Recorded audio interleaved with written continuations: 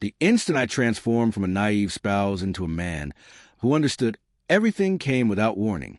It was a Tuesday, not the sort of day you'd expect for a life-altering shift. Just an ordinary, forgettable weekday until it became unforgettable. She left that morning as she always did, her hair still glistening from the shower, her lips painted with precision that seemed excessive for a quick trip to the store. From the kitchen window, I observed her climb into her car, her face lit up by her phone, radiating a joy that seemed untouchable, as if she carried no secrets at all. But I knew. For weeks I had known. It began with subtle signs, missed calls, a new lock code on her phone, laughter that no longer included me. I tried to dismiss it, convincing myself I was overthinking, that I was just tired, overworked, or drifting apart from her. Then one night, I woke to her hushed voice in the hallway, speaking his name, just once, soft, deliberate, intimate. She didn't realize I was awake, but that whisper hit me like a blow to the heart, setting everything in motion. I didn't confront her immediately. Betrayal has a way of making you cling to denial, hoping that if you wait, the truth might morph into something less agonizing, something bearable. But the truth doesn't bend to your wishes. It doesn't soften its sharpness. It simply waits for you to stop deceiving yourself. So I waited and I observed. Each time she left the house, I cataloged details. What she wore, the scent of her perfume, the duration of her absence. I began scouring bank statements, piecing together patterns. Once, I even followed her, staying 2 cars back, my pulse thundering so loudly I feared it would betray me. She didn't head to the supermarket, yoga class, or her sister's place. She drove to his apartment. I saw her laugh as he opened the door, watched him draw her into a kiss before they even crossed the threshold.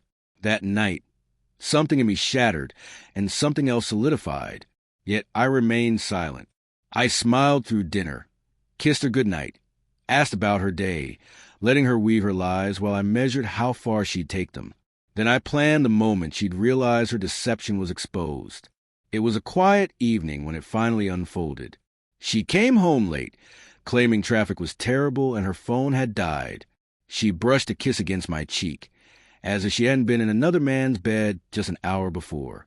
I offered her tea, and she accepted with a casual, "Sure," as if we were still the same couple we'd always been.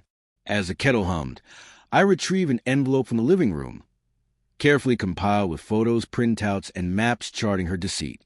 A calculated, slow-burning retribution. When I handed it to her, she chuckled, thinking it might be a gift or a note. She even smiled as she opened it. That smile vanished quickly. The first photo showed her entering his apartment, time-stamped. The next captured his arm around her waist. Another showed her car parked outside his place at midnight. Her face drained of color, her mouth parted. But only a faint, broken sound emerged, as if something inside her had fractured. I didn't shout or weep. I stood there, watching the truth tear through her like a tempest she never anticipated. "How long have you known?" she whispered. "Long enough to know you no longer belong to me," I replied. Silence followed, thick and uncomfortable. Then came her apologies, a flood of excuses. She called it a mistake, said she hadn't meant to fall for him, that it just happened. But I didn't need her regret. I didn't need anything from her anymore. She thought she'd outsmarted me, that her secrecy was flawless, that I was too trusting, too oblivious, too weak. But I had known about her infidelity long, before she realized she'd been caught. I simply waited for the perfect moment to let her feel the full weight of her betrayal. 2 days later, she moved out, leaving behind a sweater, a toothbrush, and a version of herself I'd never truly known. As for me, I've never looked back. Sometimes, the most powerful act is to let someone unravel under the burden of their own lies, and simply observe.